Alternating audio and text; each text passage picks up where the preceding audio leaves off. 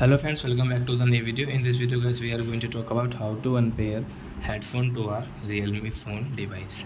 Guys, you want to unpair this headphone to your Realme phone, so as you can unpair it.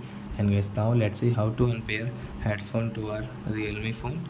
In this video guys, I am going to show you how can you unpair it. So friends, first of all, open your phone setting to unpair this headphone. Then guys, you can see your Bluetooth setting. So guys, click on Bluetooth. Guys, now you can see guys, we have paired this headphone, and guys, you want to unpair. So at right side guys, you can see this icon. So I tap here, and guys, you can see unpair option. So we will click on unpair. So guys, this headphone will unpair to your Realme phone.